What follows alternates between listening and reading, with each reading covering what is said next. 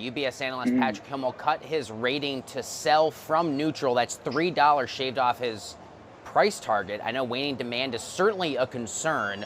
What else is UBS saying? We'll start with Ford before I work our way to GM. What's up for Ford? Essentially, what UBS is saying is that they're likely to see significant margin pressure going into next year as a result of not only the supply chain disruption that we're talking about, but the costs of the EV transition, labor market disruptions, and other issues. So as a result, margins are going to compress, and therefore we're going to see a significant drop-off in earnings going into 2023 and potentially beyond. Now, that still probably clouds the impact of what has been a reasonably successful and well-communicated transition strategy to EV making.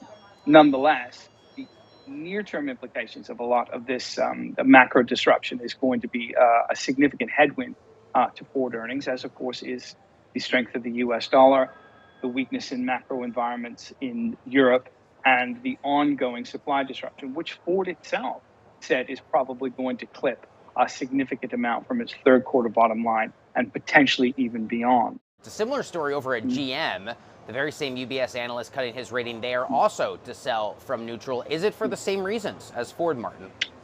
Essentially, yes. They're saying that they could see earnings next year halve from the numbers that we've reported so far in 2022. And that's significant enough. And I think the sell indication from the UBS rating was also enough to take down the stock.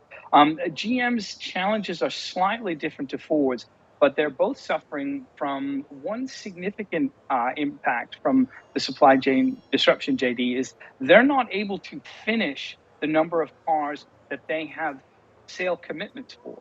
In other words, they end up with inventory at the end of the quarter that is higher than they anticipated, and they can't book that sale until the following quarter as a result of them not having a certain amount of chips to complete the vehicle construction. Now, if that persists into the ongoing quarters, that, of course, is just going to further push back sales into 2023. And as a result, it's going to increase carrying costs for companies as they hold these cars in inventory.